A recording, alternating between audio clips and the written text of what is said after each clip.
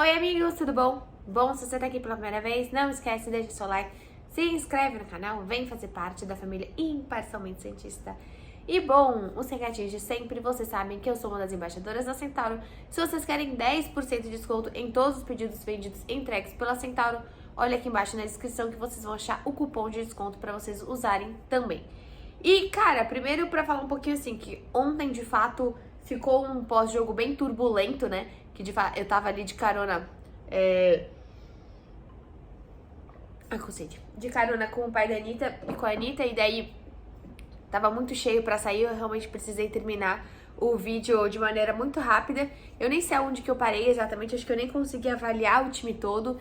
Então eu queria falar que assim, de forma geral, ontem foi um jogo muito intenso pra mim, assim, foi a primeira vez que, como vocês sabem, eu tava no camarote do PixBet, mas eu tava sozinha, né, meu pai não foi comigo e eu acabei realmente assistindo ao jogo sozinha. E eu não sei se vocês gostam de ir sozinhos ao estádio, mas a Anitta tava com o pai dela e tudo, mas ela tava em outro setor. E ali no camarote eu tava mais sozinha, até fiz umas semi-amizades ali no camarote, mas eu vejo como o futebol é muito esse ambiente de união, né, de família mesmo. Esse ambiente que você quer levar o outro, que você quer que o outro faça parte dessa sua vida, se isso é importante pra você. E como isso afastou muito, né, o torcedor santista hoje, você vai levar sua mãe, sua irmã, sua filha, seu pai, seu marido num lugar que, assim, você não necessariamente sabe que vai ser uma coisa positiva, né?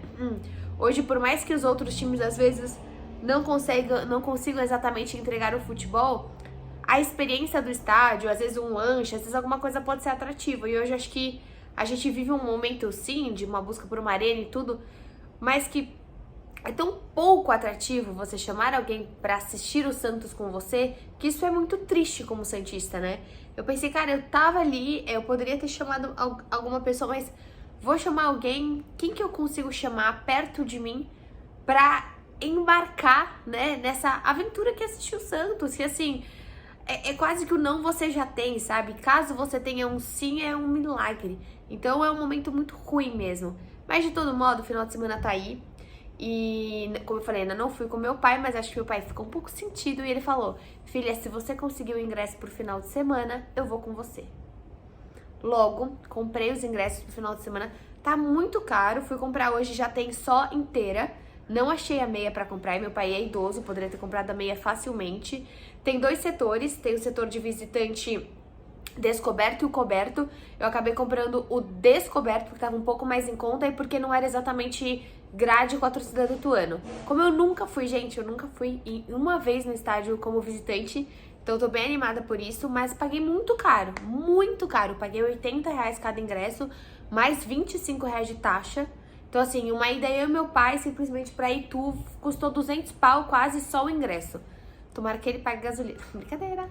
Mas eu acho que, assim, realmente o Ituano se utilizou deste momento pra, de fato, lucrar, né, com um jogo que pra ele também é relevante. Então, estarei lá. Primeira cobertura aqui no Imparcialmente que vocês vão ter de Isabel no time visitante, né? Pelo menos eles falam que normalmente tira primeiro o time da casa e depois o visitante. Terei tempo tranquilamente ali de gravar o meu vídeo pós-jogo com vocês. Me esperem no final de semana aí, com toda a repercussão e com toda o inside mesmo aí de como que é assistir um jogo como visitante, que eu nunca tive essa experiência, vou poder entregar pra vocês. Bom, eu queria falar hoje com vocês um pouquinho sobre algumas respostas do Odair, sobre como veio o Ituano e o que o Santos precisa pro jogo do final de semana. Algumas respostas prioritárias do Odair foi falar sobre o Michael e falar sobre o Daniel Ruiz. Eu sei que a gente discorda um pouquinho sobre as vaias, né? Eu tenho uma posição, muitos de vocês têm outras. E aqui é um ambiente, de fato, da gente ter várias opiniões. Tem gente que fala, eu paguei ingresso, eu vou vaiar, eu quero ver o melhor do Santos. Eu acho o contrário. E o Odair respondeu muito essa questão do Michael. E eu queria muito ver o que eu penso que tá nesse papel, né? O que é, de fato, responsabilidade do Odair. Ele poderia ter colocado o Bauerman? Acho que sim. Eu acho que é responsabilidade do Odair talvez tirar um atleta que tá sendo vaiado toda vez que toca na bola. Não acho certo essa vaia e não acho também certo que a gente coloque também pro torcedor mandar no time, né? Senão o torcedor começa a vaiar todo mundo que ele quer que seja substituído. Mas quando uma vaia se persiste por 10 minutos, por 15 minutos, talvez pudesse ter essa mudança. O que eu acho que é culpa do Odair também, que é ou não é culpa do Odair? Muita gente falando do Daniel Ruiz. O que ele respondeu? Que o Daniel é um cara muito tímido, que ele é um cara, né? Ele é estrangeiro, ele não sabe a língua ainda.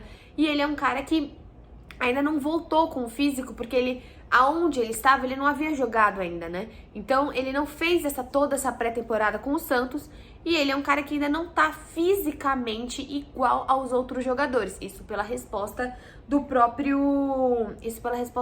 Odair. Então, acho interessante aqui até a matéria do GE. Quando chegou ao Santos com o Campeonato Paulista já em andamento, o meio atacante estava visivelmente abaixo dos demais no aspecto físico. Ele já está há 3 semanas no Brasil, mas nesse momento só jogou 36 minutos.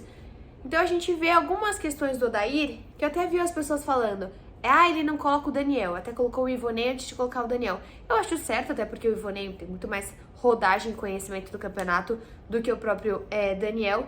E também a gente tem que tentar confiar um pouco mais no Odair, que o que ele tá vendo nos treinos não dava pra, neste momento, colocar um menino. Ele colocou o Joaquim logo de cara, ele colocou o Mendonça logo de cara, ele colocou o Dodi logo de cara, ele colocou vários outros atletas logo de cara, o Lucas Lima logo de cara, assim que ele pôde, ele colocou o Lucas Lima. Então, eu acho que a gente tem que ter um pouquinho mais de entendimento que talvez, de fato, o cara não esteja performando como ele espera nos treinamentos.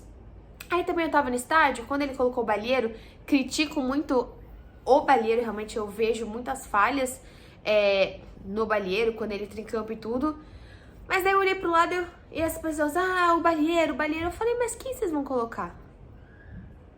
Você preferiu o Camacho? Não. Você preferiu o Zanocelo? Não.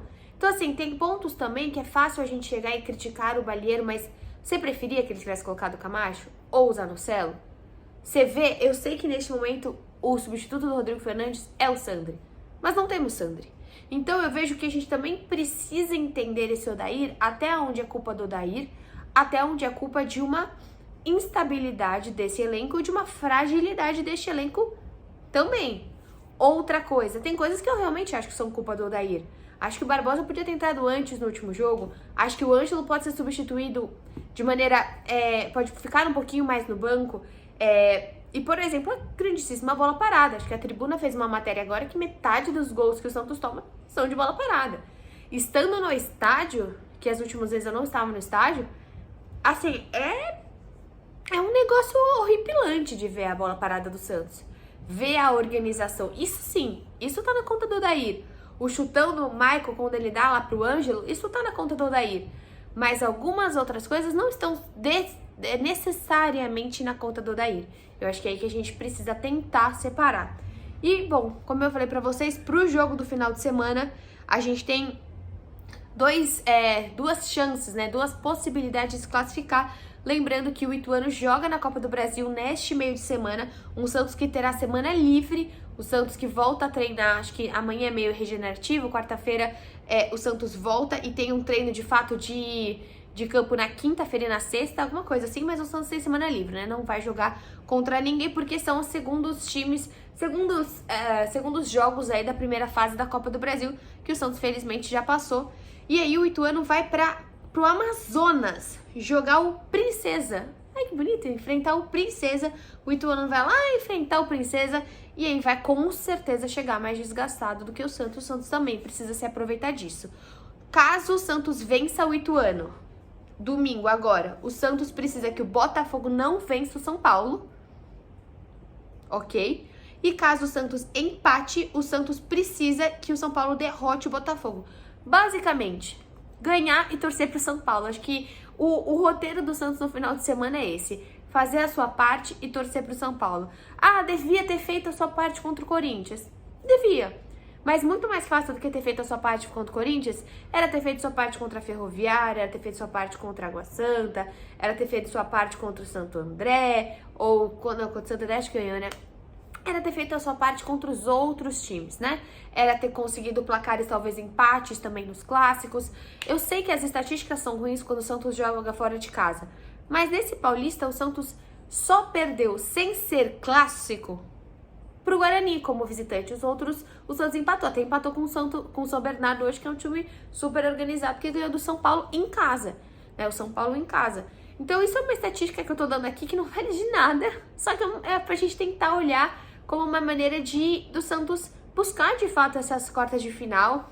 É difícil sim, é um Santos que vai ter dificuldade nas quartas de final, mas financeiramente, além do nosso coração, né, porque desde 2020 que a gente não vai para uma quarta de final, pô, financeiramente é muito importante pro Santos, é importante para esses meninos também chegarem no Campeonato Brasileiro, pô, passando de umas quartas de final, depois enfrentando um rival novamente, podendo encarar novamente um São Paulo, um Corinthians, um Palmeiras, por mais difícil que seja. O Santos precisa de grandes jogos para entrar um pouquinho melhor nesse Campeonato Brasileiro. Então é isso, gente. Quis fechar aí com vocês o jogo de ontem. Eu nem lembro onde que eu parei, mas acho que eu já consegui analisar todos os atletas para vocês. E que, como eu falei, domingo estarei lá. Manda se tem alguma dúvida, o Novelli Júnior, não é? Tem alguma dúvida sobre o estádio ou sobre... Nunca foi também como visitante como eu. Posso buscar, vocês possam ver o que tem de comidinha, né? Será que às vezes tem um hambúrguer que só tem lá, uma batata frita, um churro, sei lá. Vou aproveitar ali todos os entornos do estádio para trazer um conteúdo legal para vocês. E a gente se vê amanhã no próximo vídeo. Tchau!